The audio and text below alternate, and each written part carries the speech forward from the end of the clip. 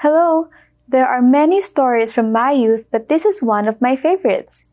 It's the story of how my master Naaman got healed from his leprosy. I was living at his house in Aram as his servant. Master Naaman's troops had just invaded my home in Israel, and among their captives was me. I was around 12 years old at that time, but I didn't have any choice but to go with the Aramean raiders. I was to be the servant of the wife of the great commander of the army of Aram, Master Naaman.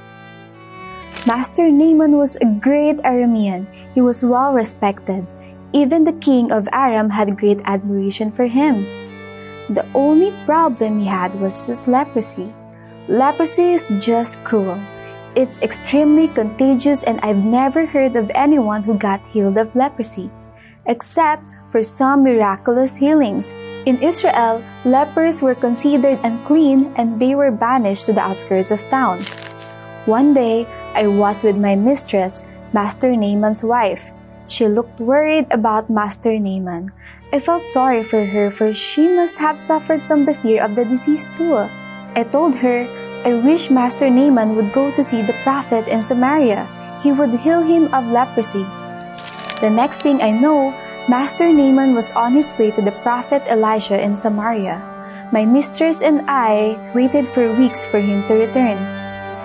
And when he did, he came home exclaiming, "There is no God in all the world except the God of Israel!" He moved his cloak, and I saw his skin, now cleared from leprosy. I knew he had experienced the power of God. I've always wondered why God allowed me to be taken as a servant of Aram. From a child at my ma and pa's home, I was taken to be a servant of our enemy nation. I served the family of Master Naaman, but even if I didn't know why, I served them well. And on that day of Master Naaman's healing, I finally knew why.